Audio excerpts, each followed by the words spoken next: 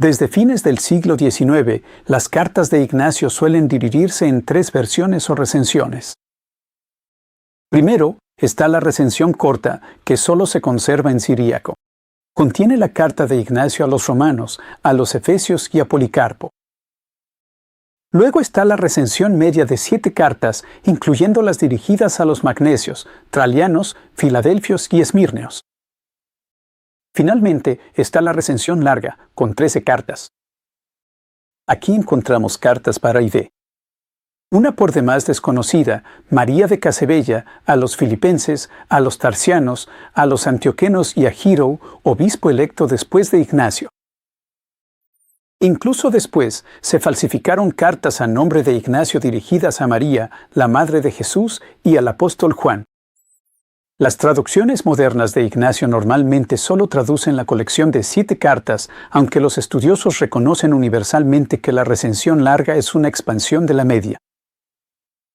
Todavía sigue siendo una pregunta abierta si la recensión corta es más original que las otras. Marcus Vincent y su alumno, Jack Paul, han revivido recientemente la teoría de que la recensión corta es la más antigua.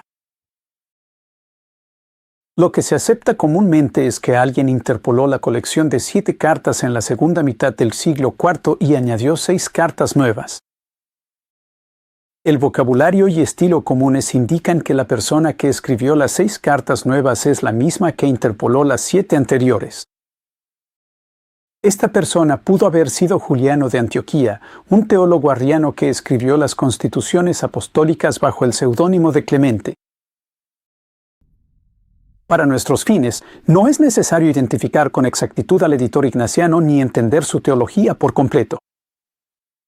Aquí el enfoque está en cómo la recensión larga de los ignacianos proporciona una analogía de lo que posiblemente ocurrió con las cartas de Pablo.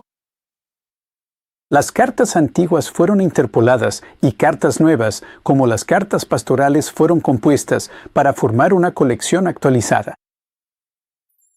En el caso paulino, probablemente el autor de las cartas nuevas y el interpolador de las antiguas no fueron la misma persona.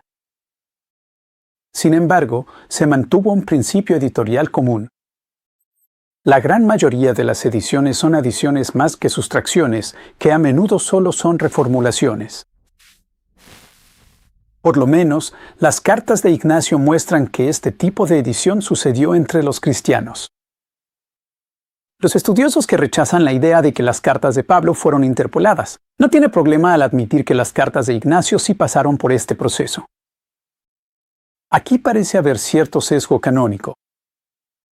Se asume que las cartas de Pablo son más puras, aunque tenemos evidencia de una recensión anterior y más corta. Si les interesa este tema, los invito a todos a tomar mi curso en línea sobre el Pablo de Marción.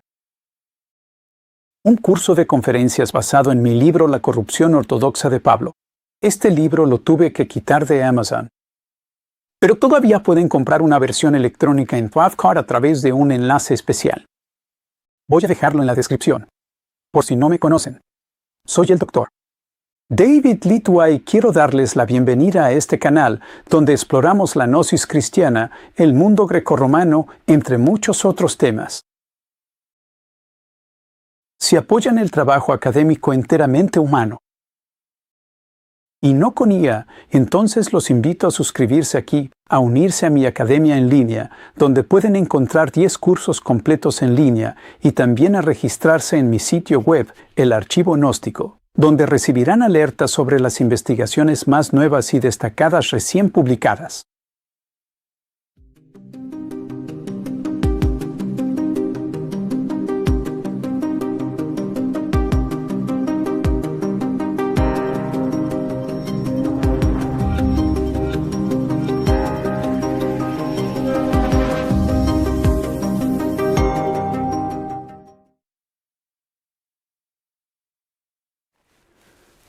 Cuando comparamos el Ignacio ampliado con el Pablo ampliado, vemos tanto similitudes como diferencias.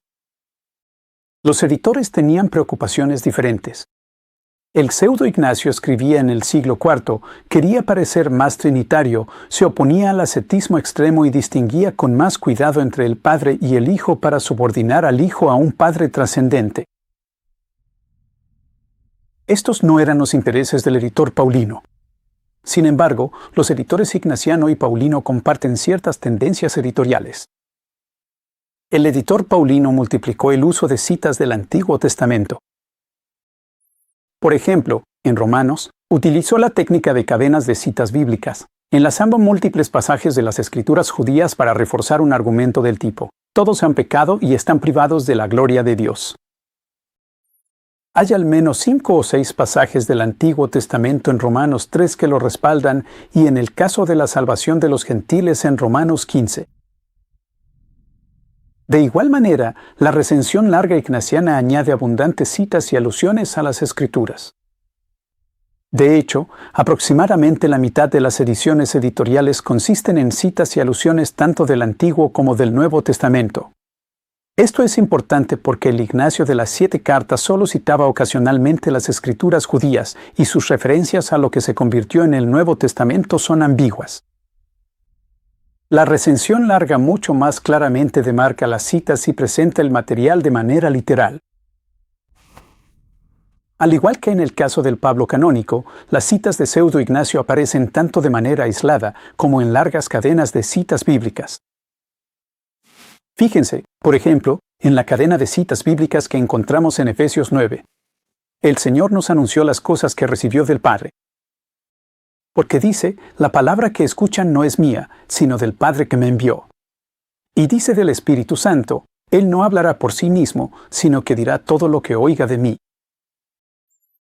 Y dice de sí mismo al Padre: te he glorificado en la tierra. He concluido la obra que me diste. He manifestado tu nombre a las personas. Y sobre el Espíritu Santo, Él me glorificará, porque toma de lo que es mío. Ahora fíjate que aquí tenemos una declaración temática, seguida de 4 citas de apoyo, todas del Evangelio según Juan, todas seguidas, todo material nuevo. Vemos una combinación de citas paulinas y mateanas en Efesios 15, cito: el reino de Dios no consiste en palabras, sino en poder. La gente cree con el corazón y confiesa con la boca. Uno para justicia, el otro para salvación. Enseñar es bueno si uno hace lo que enseña, porque quien hace y enseña es el más grande en el reino. Magnesios 12 presenta citas en serie sobre el tema de la humildad. Cito: sé que muestran deferencia, como está escrito: la persona justa es su propio acusador. Y de nuevo, primero declara tus iniquidades para que seas justificado. Y otra vez, cuando hagan lo que se les ha mandado, digan: somos siervos inútiles. Porque lo que es muy estimado entre las personas es abominación ante los ojos de Dios. Porque dice: Dios, ten misericordia de mí, un pecador. La primera cita, que la persona justa es su propio acusador, aparece en lo que se llama la recensión media. Pero las siguientes 4 citas son añadidas. Noten al final la cadena de 3 citas de Lucas. Esto indica una agrupación consciente de citas por libro bíblico. Esta es una manera particular de citar los evangelios. Hay muchos más ejemplos de citas en serie en la recensión larga. Ninguna de estas cadenas existe en la recensión media, todas fueron creadas por el editor del siglo IV para respaldar lo que dice Ignacio. Las citas de la Biblia judía cumplen un propósito similar para el Pablo canónico. Proveen una justificación para lo que se argumenta y conectan el pensamiento de Pablo con la tradición judía. Las cartas paulinas canónicas están salpicadas de referencias adicionales a héroes judíos, como Abraham y David. Se añade todo un capítulo sobre la fe de Abraham en Romanos 4 canónico, con material paralelo en Gálatas 3. Jesús se convierte en la descendencia de David en Romanos. Capítulo 1, versículo 3, y David debuta como salmista inspirado en Romanos 4. Nada de este material aparece en la primera edición de Pablo, el Apóstolos. Encontramos una edición similar de héroes judíos en la recensión larga de Ignacio. Por ejemplo, se agrega a David y Moisés como modelos de mansedumbre. Magnesios 3 añade a Daniel y Jeremías, Salomón y Josías, todos ellos ejemplos de jóvenes sabios. En Magnesios 12 encontramos a Abraham, Job y David como ejemplos de humildad. En varias ocasiones, el Pablo canónico le recuerda al lector quién es en la mitad de la carta. En 2 Corintios 10:1 dice, yo mismo, Pablo, les ruego por la mansedumbre y la bondad de Cristo. En Efesios 3:1 dice, por esta razón yo, Pablo, soy prisionero de Cristo Jesús. Y en Colosenses 1:23, yo, Pablo, llegué a ser servidor de este Evangelio. En al menos una ocasión, el pseudo Ignacio utiliza el mismo recurso, enfatizando que él es Ignacio. Cuando francamente no es necesario hacerlo y cuando sabemos que no lo es. Cito, sé tanto quién soy como a quien escribo, soy el insignificante Ignacio.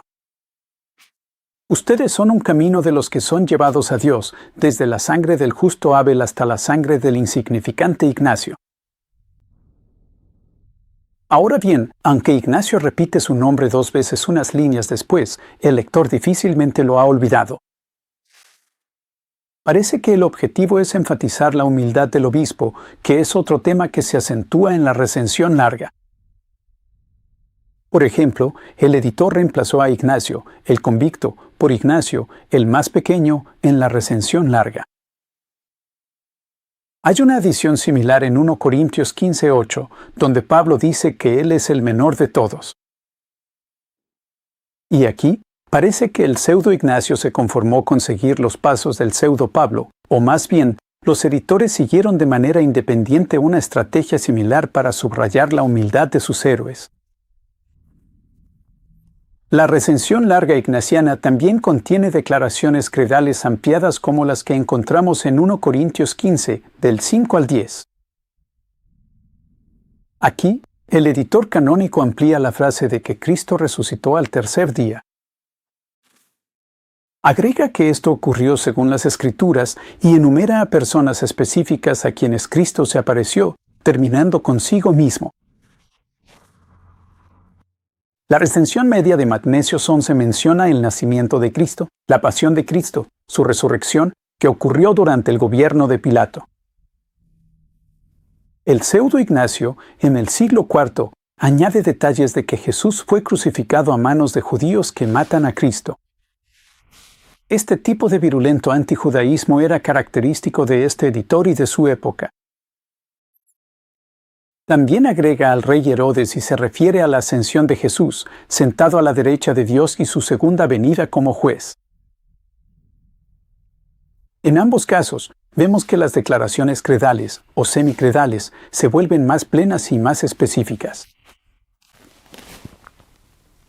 Además, el pseudo Ignacio añade la idea de que el Padre resucitó a Jesús, un punto aclarado por el editor canónico de Gálatas 1, versículo 1. Al igual que el editor canónico de Pablo, el pseudo Ignacio elimina la idea de que Cristo se resucitó a sí mismo de entre los muertos, como aparece en la recensión media de Esmirneos 2, versículo 1. El pseudo Ignacio, al igual que el pseudo Pablo, solía añadir códigos domésticos que definen la relación entre amos y esclavos. Los códigos domésticos están presentes en las epístolas pseudo-paulinas de Laodicenses y Colosenses. En sus versiones canónicas, estos códigos fueron ampliados, al parecer, para abarcar las relaciones entre amos y esclavos. En la recensión larga de Ignacio, la inclusión de los códigos domésticos es aún más constante. Lo vemos en Filadelfios 4, Tarsenses 9, Antioquenos 9 a 10. Y estos códigos nunca dejan de mencionar a los amos y a los esclavos. Esto es importante porque socialmente el cristianismo había evolucionado. Las élites habían entrado al movimiento y ellos tenían esclavos. El tema de Cristo como creador se conoce como una adición al apóstolos. Lo vemos en Colosenses Canónico 1, versículo 16, que en Él, es decir, en Cristo, fueron creadas todas las cosas. Tertuliano dice que este versículo estaba ausente en el apóstolos. No está atestiguado y probablemente también estaba ausente en 1 Corintios 8:6, que se refiere a un solo Señor, Jesucristo, por medio de quien existen todas las cosas. Curiosamente, el pseudo Ignacio también promovió el poder creador de Cristo en el siglo IV. En Tarsenses 4, subraya que Cristo es creador de todas las cosas, usando los mismos dos pasajes de Pablo canónico, junto con uno de las pastorales, 1 de Timoteo 2:5, hay un solo Dios, un solo mediador entre Dios y los hombres, el hombre, Cristo Jesús. La red de colaboradores de Pablo se expande enormemente en la edición canónica. Por ejemplo, Timoteo no aparece en la edición más antigua del Apóstolos, ni tampoco figuras como Sóstenes o Silas. Estos personajes aparecen en Hechos y quizás fueron tomados de ahí directamente. Cuando leemos las ignacianas ampliadas, encontramos una edición similar de colaboradores. Tomen, por ejemplo, la figura de Gallo. Por alguna razón desconocida, el editor ignaciano pensó que era importante agregar a Gallo, por demás desconocido. Él se une a Filo y a Latopo, quienes ya habían sido mencionados en la recensión media. El nombre de Policarpo se añade al capítulo 12 de los Esmirnios. Esta adición tiene sentido, ya que se supone que Policarpo era obispo de los Esmirnios, o al menos eso dice Ignacio. En Antioquenos 13, encontramos a un tal Casiano y su esposa, por demás desconocidos. Pseudo Ignacio escribe toda una carta a una mujer, por demás desconocida, de la región siria, llamada María de Casabella. Pseudo Ignacio también toma prestados nombres de otras fuentes cristianas, en este caso, de las listas de sucesión de los obispos de Antioquía. Por tanto, Ignacio obedientemente se refiere a su predecesor, Evodio, y escribe una carta a Giro, nombrándolo como su sucesor. La recensión media de Filadelfios 3 exhorta al lector: manténganse alejados de esas plantas malignas que Jesucristo no cuida. Este consejo se amplía en la recensión larga. Cito: si alguien no se mantiene alejado del predicador de falsedades, será condenado al infierno. Porque es obligatorio no separarse de los piadosos, ni asociarse con los impíos. Si alguien anda conforme a una doctrina extraña, no te asocies con esa persona, no sea que perezcas junto con ella. Aunque sea tu padre, hijo, hermano o pariente, considéralos como tus enemigos y apártate de ellos. En Esmirnios 4, versículo 1, Ignacio recomienda no reunirse con, entre comillas, bestias con forma humana, y la recensión larga añade que incluso hay que apartarse y huir de ellas. En el capítulo 7, versículo 2, el consejo de evitar toda división se amplía para que diga, cito: huyan de todas las herejías abominables y de aquellos que causan cismas. En resumen, lo que tenemos aquí es un intento editorial de aconsejar editar a cualquiera que tenga enseñanzas aberrantes. Este es un añadido editorial. Y el consejo se parece a lo que encontramos en Romanos canónico 16:7. O 17, donde Pablo exhorta a que se vigile a quienes causan disensiones y ofensas en oposición a la enseñanza que han recibido. Evítenlos. El Pablo del Apóstolos nunca recomienda evitar a quienes no están de acuerdo con él, pero en Romanos 16 tenemos el método de exclusión con toda su fuerza. Y este método se recomienda de manera constante en las cartas paulinas posteriores y especialmente en las pastorales. Parece que tanto Pseudo Ignacio como Pseudo Pablo seguían la ideología pastoral. Como es bien sabido, Romanos 13, del 1 al 7, no está atestiguado en el Apóstolos y muchos sospechan que es una interpolación. Recomienda la obediencia al emperador como causa de castigo y buen orden en la sociedad siria. Pseudo Ignacio añade material similar en el capítulo 9 a los Esmirnios. Originalmente, este capítulo solo aconsejaba honrar al obispo, pero la recensión larga añade, honra al emperador, diciendo que no hay nadie entre los gobernantes comparable al emperador, quien asegura la paz y el buen orden a aquellos sobre quienes gobierna. Aquel que se rebela contra los emperadores es justamente considerado digno de castigo en la medida en que disuelve el orden público. Las cartas canónicas de Pablo son implícitamente antimarcionitas en la medida en que buscan conectar aún más a Pablo con la profecía judía y con la historia de la salvación. Toda su razón de ser era ofrecer una alternativa al apóstolos marcionita. Sin embargo, la polémica abierta está atenuada. Ninguna enseñanza específica de Marción es objeto de una crítica directa. La recensión larga se asemeja y difiere en este aspecto. Ataca enseñanzas marcionitas específicas, pero omite referencias a los marcionitas. En Filadelfio 5, el editor añade la idea de un solo Dios que abarca tanto el Antiguo como el Nuevo Testamento. En el siguiente capítulo, añade una polémica contra quienes niegan al Dios de la ley y los profetas, quienes dicen que el Padre de Cristo no es el Creador. En Tarsenses 2, Pseudo Ignacio critica a quienes dicen que Cristo no es el Hijo del Creador. Y en Antioqueno 5 se demoniza a quienes hacen de Cristo el Hijo de un Dios desconocido, diferente de la deidad conocida por las Escrituras judías.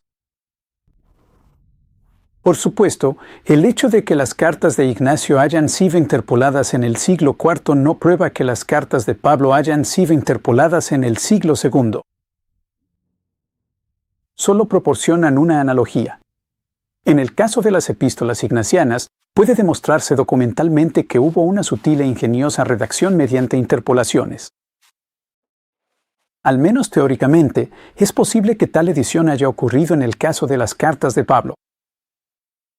Creo que la probabilidad de redacción en las cartas de Pablo aumenta cuando observamos que algunas características redaccionales de las cartas ignacianas y paulinas se superponen. A la adición de colaboradores y personajes.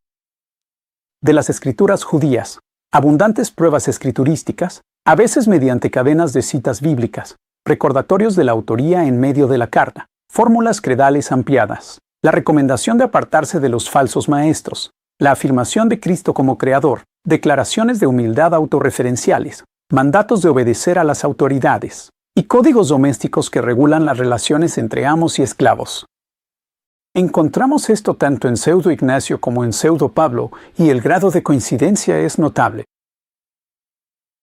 Las cartas ignacianas difieren de las paulinas en que han sobrevivido manuscritos de su recensión más antigua. Sin embargo, conviene señalar que, de todos modos, la llamada recensión media cuenta con una atestiguación griega sorprendentemente escasa. En esencia, tenemos un solo manuscrito que atestigua 6 de las cartas de la recensión media, y luego hay un solo fragmento de papiro de la carta a los Esmirnios, evidentemente del siglo V. La carta de Ignacio a los romanos tiene una atestiguación aparte, con otros 5 testigos. Cuando James Asher identificó la colección primitiva de 7 cartas en 1644, no pudo encontrar ningún vestido griego de ella. Solo encontró traducciones al latín. Y es perfectamente posible que la recensión media en griego, esta colección de 7 cartas, pudiera haber desaparecido por completo, igual que el Apóstolos de Marción. Hasta Husserl, prácticamente todos leían a Ignacio en la recensión larga, ya fuera impreso o en manuscrito. La edición canónica de Pablo fue más exitosa, una expansión más exitosa de una edición anterior, porque todos los manuscritos de la edición anterior se perdieron. Pero aún sobreviven citas de ella, lo que hace posible detectar una intervención editorial. Para concluir, nuevamente hago hincapié en que los rasgos redaccionales de los editores ignacianos y paulinos no son iguales, sino distintos. Obviamente, los editores eran personas diferentes, tenían teologías distintas, vivieron en épocas diferentes. Pero sorprendentemente, algunos de sus añadidos editoriales coinciden. Y eso es extraordinario, porque están separados por al menos 2 siglos.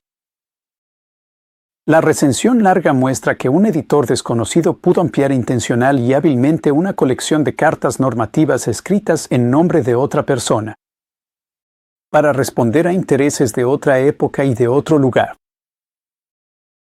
En palabras de Norbert Prax, incluso en el siglo IV fue posible crear una ficción similar a la que se produjo a principios del siglo II, esta vez usando la figura de Ignacio en lugar de Pablo. Por tanto, lo que ocurrió en el siglo IV pudo haber ocurrido en el siglo II. No sabríamos si sucedió o no en el siglo II sin la evidencia del Apóstolos de Marción como la primera edición conocida de Pablo. No es un manuscrito, pero creo yo, aún así demuestra que la edición más corta de Pablo existía antes que la larga y que el editor de la recensión larga de Pablo, que se convirtió en la versión canónica, fue astuto, intencional, igual que el editor del siglo IV de Ignacio.